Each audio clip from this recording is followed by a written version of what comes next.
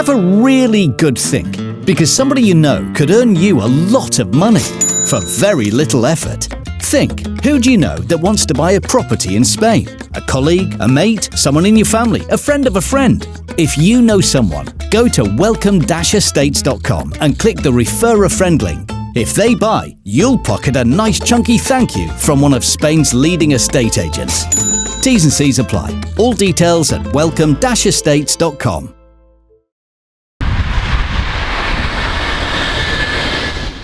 Hello all you hardcore boxing fans out there, how are you doing? It's Russ here from Porky's Corner, the biggest gob in sport. Today we're joined by the legendary Charlie Edwards from Essex, former WBC... Croydon. Where? Croydon, South London. Croydon, is it? I might look like I'm from Essex because I have a bit of a quiff about me. Yeah, you've got that Essex look, haven't you? Are you a Croydon? That's South London, isn't it? London, yeah.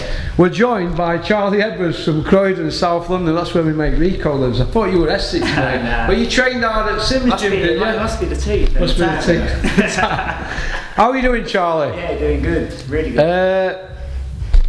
When you're out next? I'm out in 4 weeks on the 9th of June at the Bowlers Exhibition Centre in Manchester. Yeah. I've been out the ring now 18 months. It hasn't been my fault. I've been training, trying to get fights, but I can't really go into things because of legal purposes. Yeah. Looking forward now, the time is now, and the time is to get busy and active. I could have waited around for a bigger show, which I'm going to be on, but I can't really speak into that as of yet. But I decided to take a fight, short notice, 5 weeks, training a year and a half to fight. So the thing with me is now is to get active, to get my world ranking back, then push up the world ranking into the manager positions, and then push for the bantamweight world title. Titles are all out there now. There's Jason Maloney, who's just won the WBO. I was ranked number 3, I think, in the WBO before I got dropped out of the rankings due to inactivity. So that's where we're aiming for, and that's where we're going. Get my world ranking back now, and then push on. I thought you'd be up for them for WBO, that Maloney. Yeah, I'm well up for it. It's a fight I believe, Joe believes I can win, and it's a fight that we're aiming for, you know. But first and foremost, I need to focus on myself. He's the champion now, all due respect to him winning it the weekend just gone. So he's done his bit now. I've got to do my bit and get my world ranking back, and then hopefully we can get it on at the end of the year. What are you going to do? Go for a mandatory slot? Force it that way? Yeah. Well, the idea is to work my way to the world title. Anyway, so get the mandatory spot, get my world ranking back. I'll be in the top 10, and if I get picked as a voluntary, all well and good. If I don't, I do it the hard way. Do you think you're probably another year from a world title now? 9 months, a year? Yeah, realistically, because of the inactivity that I've had, you know. But it's not been a bad thing, inactivity, because I've not had to keep crashing weight. I used to box at flyweight, so I've had 2 solid years now moving up into the bantamweight division. I'm feeling stronger, and me and Joe's worked together for 2 years now, so we've really developed. The style's changed in bits. I've brushed up on a few things, and How many fights have you had with Joe? I've only had 1 fight with Joe. One fight. You've had 2 years with him, haven't you? Yeah. So I've had 1 fight with Joe in 2 years. And do you know? It's not ideal, but I've been sparring, I've been in the gym, I've been living the life more so than I've ever done. So now it's got time to showcase it again. COVID fucked me big time, and then other things fucked me. But I stayed true to myself, focused on number 1, and keep putting in the work. And now I'm free. Now it's going to show. Yeah.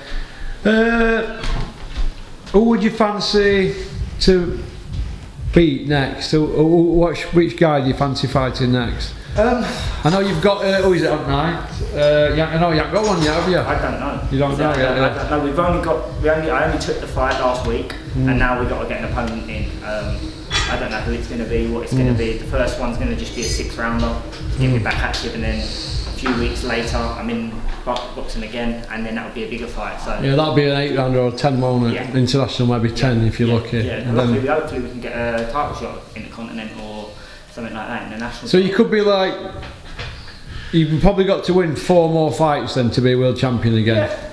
Yeah, I would say it could happen sooner, because the boxing world is a crazy one. I've already got my world ranking, so it's just about getting active. As soon as I get my activity, I'll be in the top 10, 15, and you know, it's a funny thing, sometimes things can be blessings in disguises. because I've been inactive, because I've been out, people are going to probably look at me like I'm going to be an easy touch, so they can win the title and gift a voluntary to the top 10. They might pick me thinking, oh, he's an easy touch, and then I go and take it off them. I've done it before against Rosales down at flyweight, so we'll see. But the idea now is just to stay active, stay busy, and showcase what I'm about at bantamweight. That's brilliant. Who do you think's best bantamweight in the world right now? I would still say Rigondeaux.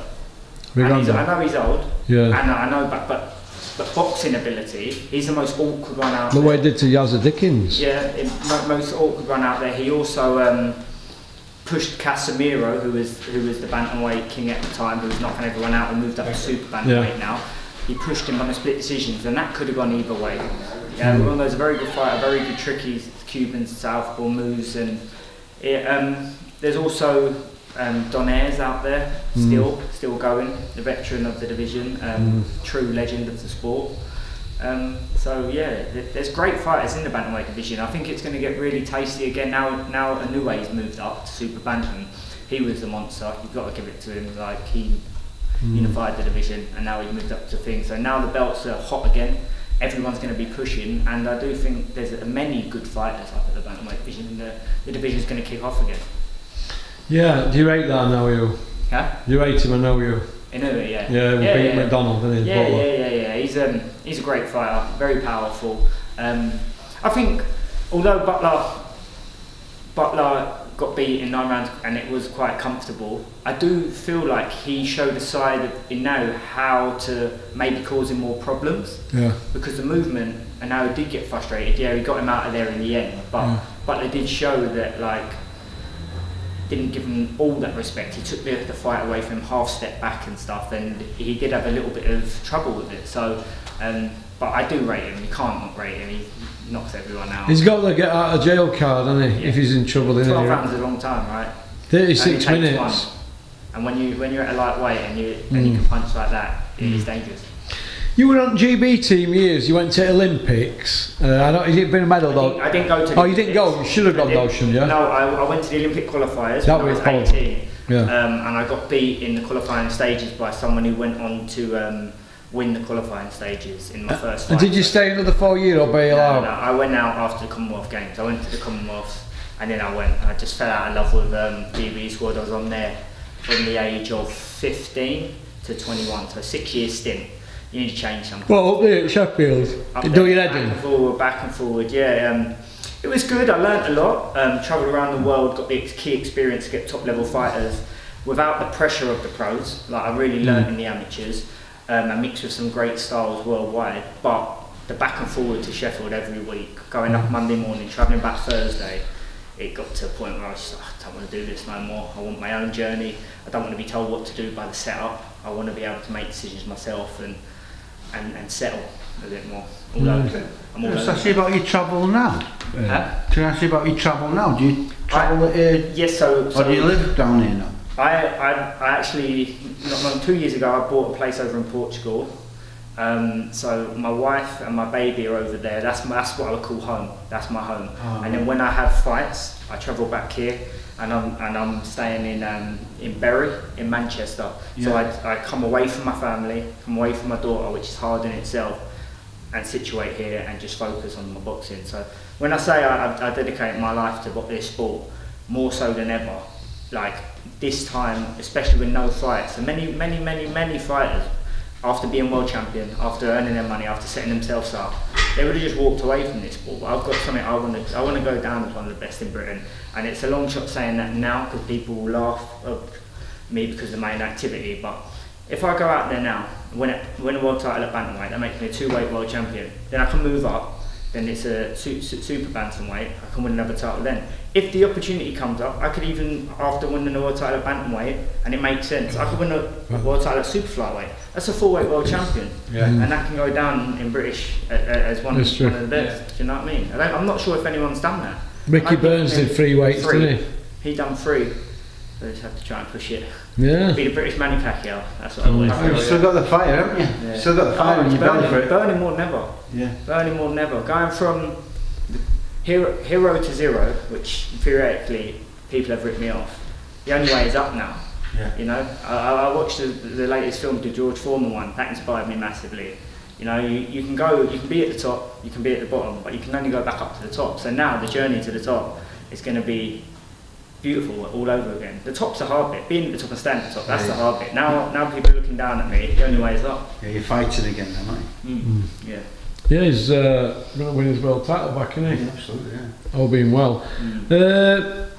What do you think about Joshua against Wilder? Who wins? Because Carl Froch says Wilder in round 1.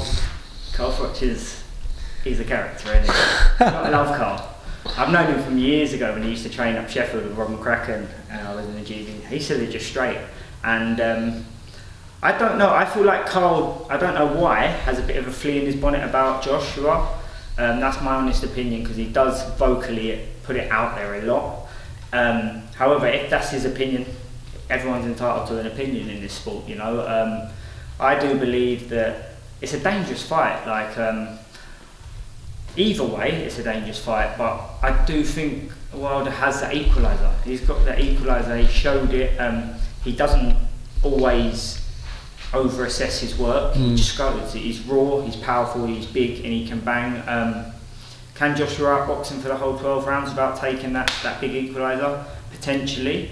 But we've seen in the last few performances for him, he's been trying to be too perfect, in my opinion, trying to adapt to a new style. And I know especially when you change coach, you've got to take yourself with it, not just do what the coach says, because you can come unstuck. You're your own person, you've got to express your personality in the ring and add the coach's information. It's like he's so scared of losing now, Joshua, isn't it? He fights like that. The pressure's real. The pressure's real. And I can only imagine the pressure on him.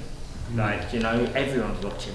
The world and his wife, husband, everyone's watching him. So it's like, the pressure's real and it's a weight where you can get seriously hurt. Yeah, it is, yeah. And punches change you forever. And that way, taking them sort of punches. Have you ever been in ring and you've been hit really hard in a fight, whether it be sparring, amateur or pros, and you've thought, oh God, that hurt? Yeah, he can punch. What do you do straight away? Is that when you go retreat and go back? When I boxed John Will Casemiro in my 9th fight, and he was a 2-weight world champion, a big puncher. He hit me with a shot in the 4th round. Boom, uppercut. I watch it and I don't even know how I stood up from it. And from that round, I just blanked out. I woke up in the 9th round, so I was on autopilot. So when you get hit with a real big shot, depending on how you are as a fighter, as how hard you've put your conditioning work in, your the work in the gym to make. You feel like it's like a foggy haze. I've been told it's like a foggy haze, and you try and figure your way through this, but you can't hear anything at the time when you've been buzzed. It feels like something goes wow, wow, wow, like in your ears, and it's a strange feeling, a very strange feeling, but you just got to get on with it. You can't go swimming and not get wet. No, you say it disappeared in the 9th round, or what happens there? I woke up in the 9th round. I got hit with another big shot and it brought me back. Like Laurie Holmes when he got dropped, didn't he? He knocked you out. He knocked you out, but then it walked you back up, didn't it? Yeah, it's crazy, but it's a sport of boxing we're in. You know what I mean? It's a business, right? Dangerous. Just a bit. Well, listen. Thanks for coming on Porky's Corner, Charlie. You've been a credit to the sport. But can I just finish on? Have you fell out with your young'un? Again? Has he blocked you? Oh, he falls out of everyone, so it's not hard to fall out of him, is it? It's family though, everyone goes through it, don't it? It is what it is. Hey, listen, I've got him down as in my top 15 pound for pound because he's not been beat, hasn't he? He's beating people, isn't he? Even though he's a little so-and-so at times. Yeah, he can fight. He's a great fighter. I've always said it throughout my whole career, how great he is. I've always bigged him up, always pushed him out to the media when I was on the up and coming. I've even put lines out there like, he's like Floyd Mayweather. And people used to laugh and take the piss, but he's got one of them natural ability styles where a fighter can't work him out over 12 rounds. I really believe they can't, especially down at flyweight. Maybe when he moves up a few weight divisions and he might never get beat at that weight, is that now? I don't think so. If he stayed at flyweight forever, I think he could rule the division, but being in the lightweight, there's only a little bit to move up in. He'll want to probably push through the weights to try and challenge himself. But when he gets to the bigger weight divisions, maybe he might come unstuck because bigger, more powerful fighters might catch him. I want to ask you this before we finish. Obviously, I told you 5'7", 5'6". Yeah, 5'7". So, and what, you're about 9 stone? I'm weighing at the minute 9 stone 5. Right. I fight bantamweight, which Did is... you see how they punch down there? Yeah, I thought it was. I thought you were... I never seen you punch like that in fights before though. Totally different. It makes a difference. I'm not... Are you sitting down on your shots more now? Sitting down on my shots. I'm working with Joe, so he's changed my style a little bit. Just a little bit. It's crazy because I can't stress, like I won a world title at flyweight, but I should never have been down at that weight. Yeah. I was withdrawn, I was weighing 8 stone, I was skinny. If you only have to go back to some of my weigh-ins and that, I looked like I was on death row, you know, and that does add a major factor. Yeah, I won a world title, so I've got to be grateful that I was able to push myself, but I was putting my body into a real bad state, you know, like my hormone levels were low, my testosterone levels were literally like nothing as a man, do you know what I mean? So it weren't healthy for me to be at that weight division, and it always had a time limit. But now I've moved up and I'm bantamweight, I've filled out, I'm developing a bit more man strength. I'm 30 years of age now, I've always been a late developer. I'm only still growing pubes. I'm only still growing pubes, so the power was always going to... Look, he's got no hairs on his legs, Gary. The power was always going to grow at a later time in life, but with experience, with everything, yeah. So it's nice to see you sparring. Yeah, I'm looking forward to this because you've seen it now. I've just seen you sparring a bigger guy, and I've never seen that aggressiveness in you.